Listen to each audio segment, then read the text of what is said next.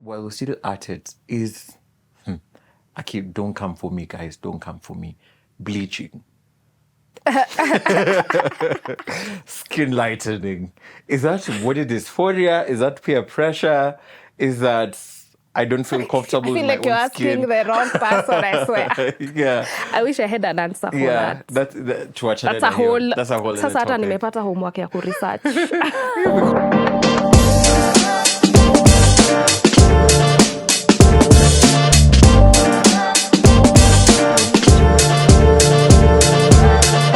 Hey guys, welcome back to another episode of Love Matters Podcast. I am your host, Ruel Okeo.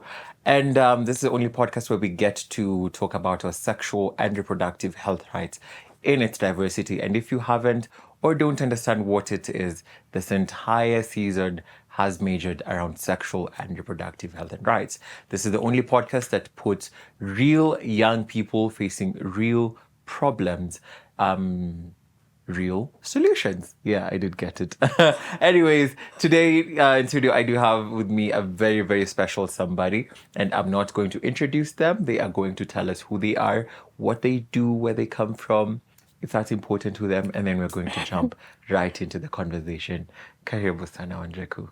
Thanks, Ruel. Thanks for having me. Karibu. My name is Wanjiku Mwangi, an activist, a lawyer, and a journalist as well. I'm really passionate about advocacy on queer matters. So yeah, that's me. Yeah. Yeah. So we're on a podcast. This is also where you say you also have a podcast. Which market? But anyways. Yeah, there's a podcast called Wanjiku Talks Queer. Yeah. So what we do there is highlight issues on matters queer-related rights, SRHR stuff for queer persons. We major on queer persons only, queer rights, basically advocacy. Yeah. Yeah. We should cover crossover podcast episode, right? Yes. That's it. Awesome. So thank you so much for joining us, Wanjiku. And Wanjiku today is going to be taking us about something that's not taken with so much weight, but it should, and that is body positivity. And this body positivity, having an inclination towards queer folk, is something that's very important. But we have, so many standards when it comes to aspects of body types. You need to look like this. You need to be like this, dress like this, walk like this, talk like this. So the whole aspect of bodily autonomy becomes really, sexualized or fetishized. So what has been your experience, or how can we start the conversation about body positivity? I feel like we should definitely start the conversation by understanding what is body positivity. Yeah. And personally, body positivity to me means this is the assertion that you know how you look, how you present yourself, and what everyone thinks around you has to be in a positive sense of light, so to speak. And I feel like that is subject to a lot of conversations, especially according to society. And now, especially if we speak about queer folks, then that heightens, the notch becomes a little bit higher. Because, for example, if I'm a masculine presenting woman, then for me to achieve body positivity, it becomes something else, because it's not a question of am I fat, am I slim, am I slender. It's a question of, you are fat, blah, blah, blah, blah. We've already passed those steps.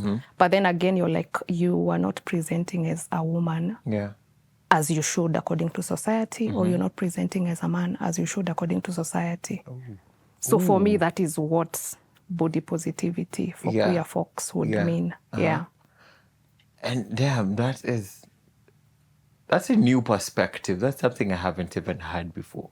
Because oftentimes it's, especially when it comes to the gay folk, it's like you have to be masculine enough, Go to the gym, lift up some weights, you're running 100 kilometers every day. Yeah. Who has time for that? I just want to eat my my chicken, or I want to eat my chocolate bars and down 2 yogurt shakes. But now when it comes to body positivity and the standards that people have when it comes to, body positivity, you have to present like this. Like I have seen some studs who are not stud enough, Right. Or femmes by studs and femmes here, we're talking about the lingo about a masculine presenting woman as a stud or a girl is girl. Lack of a better word. Lack of a better word, you know. So you're not stud enough, you're not femme enough. You know, you need to have more muscle. If you're binding, you know, you have to bind it really well. So, I mean, have you faced such comments from people? Yeah, for sure. On a personal level, yes. And I like the fact that you've talked about binding, because sometimes you don't want to bind, but sometimes you feel like you have to bind so that you can be stud enough. But I feel like I also grew off of that sort of circle because, again, sometimes you might be masculine presenting, but the love that you have with your boobs, like, guys, I can't even, hata siwezi waambia, you know. But you still have to answer questions of, are you masculine presenting woman like enough? Then there's also the conversation of if you'd want to, you know, have surgery, get done with some parts of your body so that you're comfortable enough. How achievable is it for you? Even for, how do you put it, a non-conforming person. You might not like the fact that you have your boobs. I think when you talk about non-conforming, maybe we could explain what non-conforming is. Or non-conforming is I'm not conforming to any gender. I don't want to be female. I don't want to be male. I just want to be Wanjiko. So in that journey, I might want to, you know, do away with some parts of my body. For example, I'd want to do away with my breasts. Here in Kenya, how does it look like surgery-wise, emotional-wise, even after I've done that surgery? It is like it's a whole... It's a whole process. Yeah, it's a whole conversation, so to speak. And when you're talking about body positivity, as you're saying, I feel like through this journey, you have to learn to show compassion to yourself. You know, like be positive towards yourself. It's also important for me to surround myself with community that, of course, advocates for what body positivity means to me. I don't want to walk in a room and I'm like, are you, or are you not? You know, those are hard questions. Maybe hata sitaki kusikia hizo maswali hata nikwambie.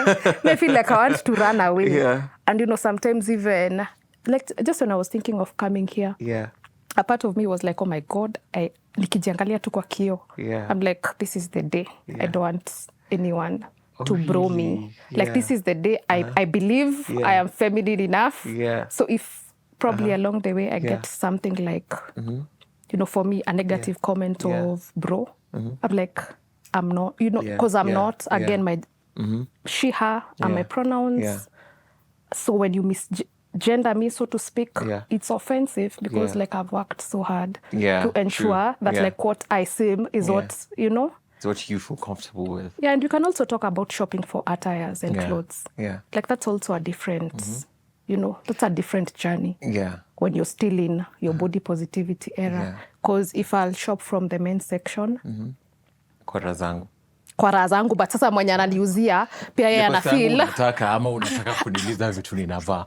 They're like, hapana, hii si ya wasichana, hii. I'm just like, wewe uza kazi yako hapa ni niende. Also when you're presenting yourself, for example, in a workspace, especially the first times, like every time I'm presenting myself in a specific workspace, the first day I'm reporting and the first week is like the most hectic for me, because that is the time people will have all sorts of questions for you.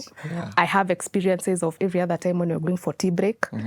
All of a sudden, LGBTQ is the conversation of, you know, do you know the way people just insert conversations out of nowhere? It was then not I can't necessary. even have my tea, and I'm new, so it's a whole, you know, so I feel like body positivity should be across board.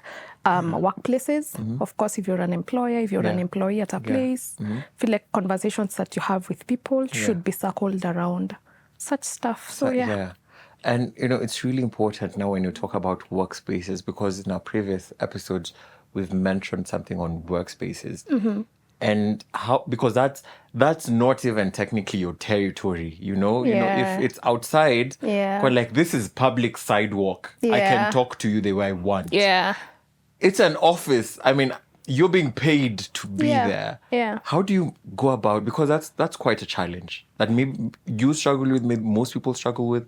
You know, if I went to, you know, paint my nails, I can't because my boss is like, that's not man enough. It's either you depolish those things or you find yourself another employment, and this time, I mean, we just can't afford to, you know, mess around with our finances. How do you go about talking about, even addressing maybe your colleagues about body positivity? Well, sometimes I don't feel like I need to address them because people have... Sometimes or all the time? Sometimes.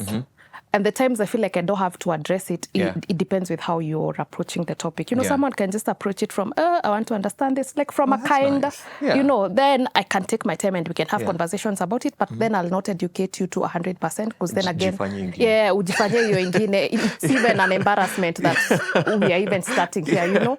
But other times I won't engage, you know, and I feel like initially I used to like dress like ningekuwa natunguo to a job because as I told you, I'm a journalist, so I did a lot of journalism for like the past 7 years before I moved to law. That's amazing. The good thing about journalism is you can show up the way you want, you know, like but then again this conversation will start from the interview because I remember after school one of the first interviews I had, like I did not look, how do you put it enough. No, like enough to even be a person existing in that room. It's not even about your gender. So already unakaa weird according to them. You don't fit in this class. And some of the questions were like, I didn't leave that room without a question of, also, are you gay?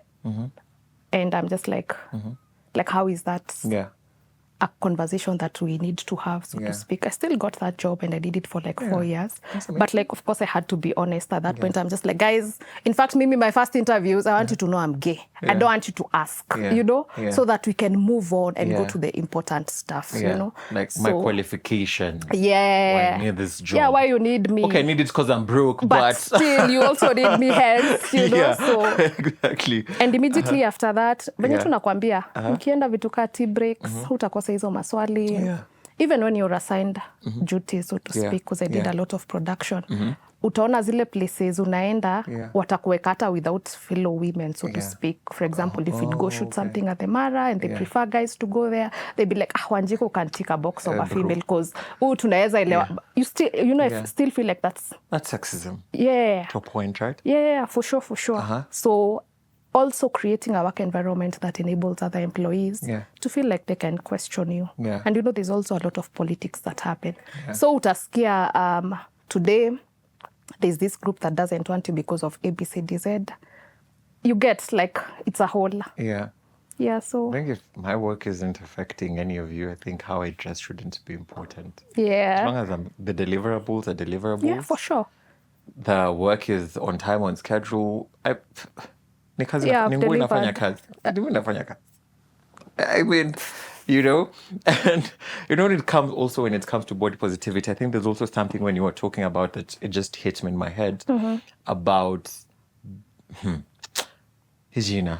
body dysphoria. Dysphoria. Nimesema vizuri kwa jina dysphoria. So dysphoria is a point in your life where you really question what I mean is but dysphoria is where you're really uncomfortable with your body, right? For sure. Is it body wise, right? You feeling like maybe if me as Joel, I have man tits, like this is so uncomfortable for me and I want to maybe you can touch and I also feel like the only thing I'd add more to that is for body dysphoria, sometimes it's not even I don't like a particular part of my body. Sometimes is if I have a hairy chest and it's an issue for me because I'm not supposed to be. I'll always be trying to like do wax, whatever.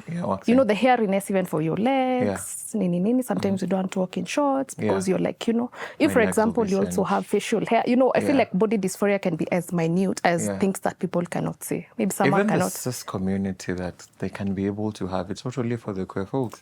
For sure. For sure, because you might get a cis man who has man boobs. See, like, that's some sort of... I mean, tumbo yangu nimekona dysphoria nayo na nikienda gym haiishi. Like, I just don't get it. I don't get it. Yet you're not putting effort for it to go away. I am putting effort for it to go away. It's not going. Like, let's say, many vegetarians, kulengata nyama. So but I don't also, know. I feel like with body dysphoria, trans folks could also experience that. Because remember, when you're talking about your gender and you having to question that, for example, you like you don't feel like you're in the right body. So if you're female and you feel like really the essence of it all, you're male, of course there are some feminine parts of you that you would want to do away with. So that's body dysphoria Yeah. as is, and it becomes worse if you're unable to, like, transition, so to speak. And sometimes you don't want to transition. Sometimes, again, if you're gender non-conforming, you want to be you, but I don't want, like, I don't like this body that I'm in. So that in itself is body dysphoria. While we're still at it, is don't come for me, guys. Don't come for me. Bleaching. Skin lightening. Is that body dysphoria? Is that peer pressure? Is that I don't feel comfortable I feel with my own skin? like you're asking the wrong person, I swear. Yeah. I wish I had an answer for that. That's a whole sasa hata nimepata homework ya kuresearch. Yeah, because I'm like, now that you're mentioning it, and it's also applying to the cis community, cisgender community, guys. Yeah. Na mu Google, tutuambia kila kitu, right? Tumekataa. Yeah, mu educate. So for the cisgender community, so I was also thinking, like, if we're talking about that, then because it has to do with my body and how I appear. So if I choose to lighten my skin kidogo, so whether it's that. But anyway, now that you mentioned it, and I also don't know it, that's homework for us. Homework for another day. Yeah. For sure. And so, and we're coming to the close of the conversation, right? And this is something that's very beautiful to talk about. What is it you can be able to tell someone who's out there struggling with body image, body positivity, bodily autonomy? What's that one thing you can be able to tell that person? Or maybe two? I feel like my one way that has worked for me is taking a neutral approach when it comes to the body, to my body. I don't view it as a negative sort of body, and I also don't need to view it as a positive body, because sometimes it doesn't work for me when it's supposed to be as positive. So if you take the neutral approach, then it becomes easier for you to make peace with the fact that this is your body, and as long as it is performing the things that it's supposed to be performing. So if you look at it from that, then you become appreciative. Remember, we said practice a lot of compassionate, some kindness with yourself. If you come from a neutral approach, then you're able to appreciate yourself, things that you're talking to yourself, your mind, affirmations, such things. And then now you go to the journey of, ensuring that you're surrounding yourself with community that accepts you. If you feel like visiting your parents is like a whole deal, decide you're just going to be doing it once a year if you have to. And if you do not have to, thank God there's Zoom and there's everything else, like video call. Ensure that I really protect myself on Matters community. If my sister, my own blood, says something, I'm just like, I'm not dealing with you today. So like, if I have such an approach with my own family, then for a stranger, I give zero fucks. I don't know you. Like, you're weird for even thinking like this, so full stop. So I feel like being really keen on how you show yourself up, all those things. And I also feel like on your social media pages should be able to be following people who are talking about body positivity stuff. They don't actually need to come and say, oh my God, body positivity. No, it's how they produce their content. The content you consume. Yeah, everything. So you need to be really keen on the content that you consume online, so that we're not only protecting ourselves the physical aspect, and then we're not protecting ourselves mentally.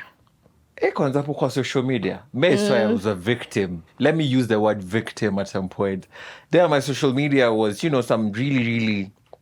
This was years back. It's not that something recent, but it was years back. Before nijikubali na itumbo yangu. Keep saying that, and I hear back hata sijui kama ulikuwa na hiyo tumbo vizuri bado. No, I was actually very huge. I was really, really huge back then. Mwili. Nimefanya kazi, guys. Nimefanya kazi.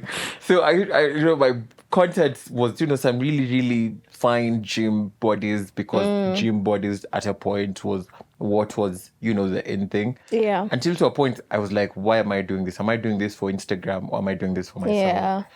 Because it started becoming very, very toxic, and I was starting to look at other people with different bodies a certain way. Not knowing that I'm looking at them a certain way, and I have the bodies that they have.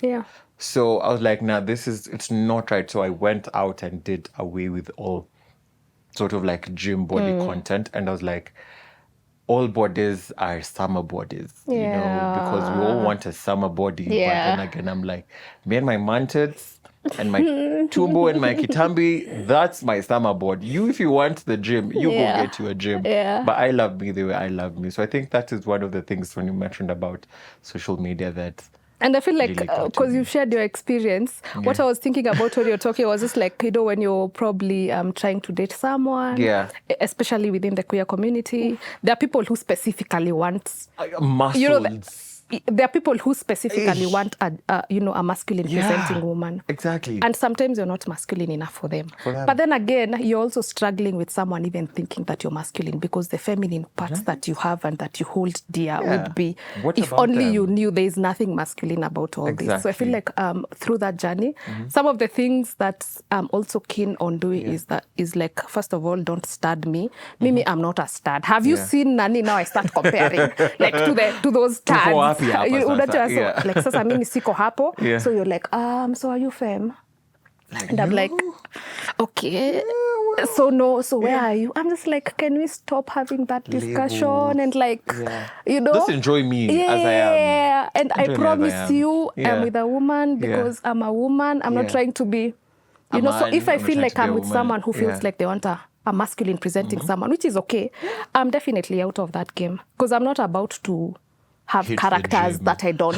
I'm not about to hit the gym. I'm not about to start bouncing. I'm not about to, you know, do all those things that apparently men do. So, Ain't nobody got time. Nobody got time for that.